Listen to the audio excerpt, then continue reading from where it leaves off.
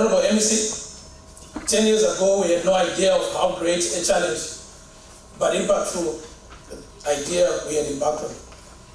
With the energy, fueled by our youthful exuberance and lack of experience then, we looked at this titanium waste steel slate from the old Anglo-American operations and convinced ourselves that we are onto something that would be quick and easy to make money for ourselves. Little did we know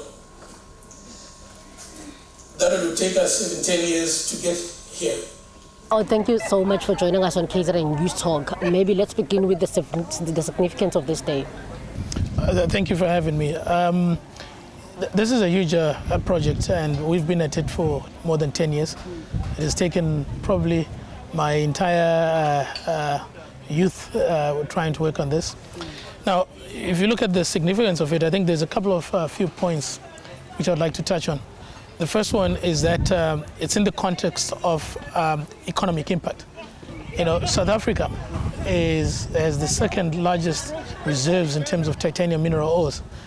And just like many other African countries and many other commodities like gold, platinum, you would find that we have very little beneficiation or even value addition industries that moves these products from primary raw materials to high value products. So to start with is we are moving South Africa from being an exporter of this primary titanium mineral ores from the mines like Richards Bay Minerals, Tronox, the Rbidz mines, to becoming an exporter of value-added commodities, which we are importing back at this moment 100% after being the second largest with more than 22% of the global reserve. So that's one quite significant step. And in Africa, this is the only plant that will be doing that. The second one is that in the sense that what we're building here is just not a pigment plant, but it opens up huge opportunities in terms of the industry around chemicals and manufacturing. So once we have the pigment plant, it is now possible to even look at things like titanium nanomaterials, which are used in 3D printing. It's now possible to look at titanium carbide, which is used as a cutting material in metal cutting industries. It is also possible to now generate what we call the waste or water treatment chemicals, which we import, like iron sulfate and aluminum sulfate. And then tied into that is that we're creating a lot of industries that need to come and support Nyanza. So you'll have utilities companies that do sulfuric acid production, steam production, gas supply. You need to bring in the rail infrastructure. And all of these are possible now in terms of them being feasible because Nyanza now exists. And that alone has an impact in terms of the jobs that we create, which are sustainable long-term jobs.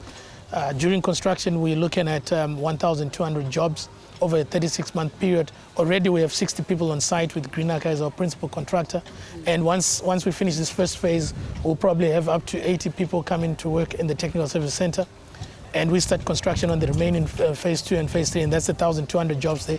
And once that's done over 3 years, we'll then have permanently 550 direct jobs.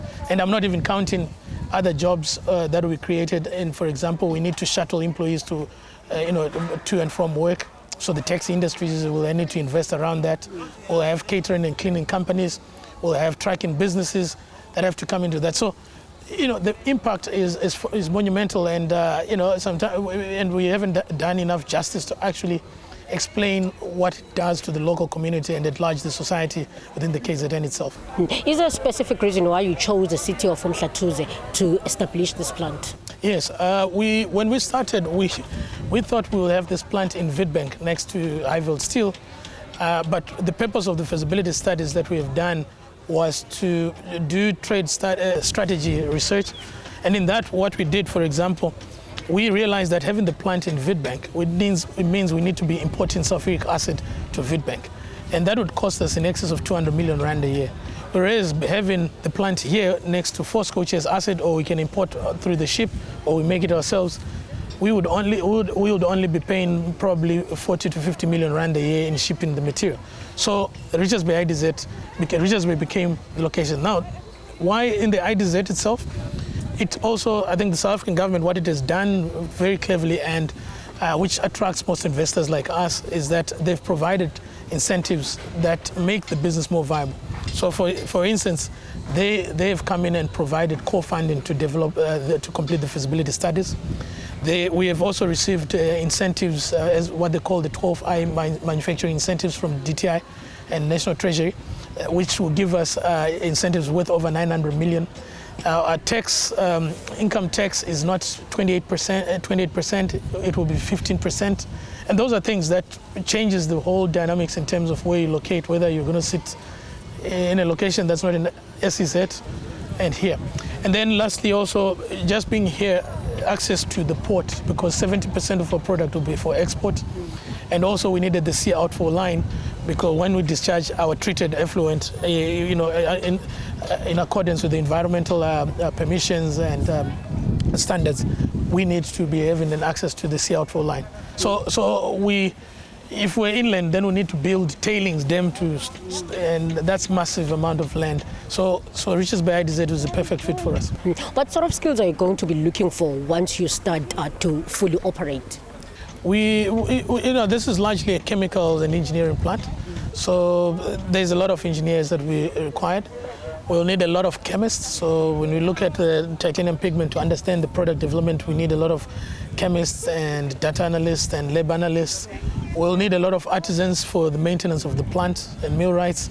We'll need your normal business science degrees, people with accounting. You need people who understand logistics and procurement. You need people who understand IT, because a lot of process control and communications are also driven. You have to incorporate fourth industrial revolution, 4IR, technologies. So it's your typical modern manufacturing chemical plant where your base skills are technical, and then you'll have the business support qualifications required for that as well. CEO, thank you very much for your time. Thank you very much. Thanks for having me.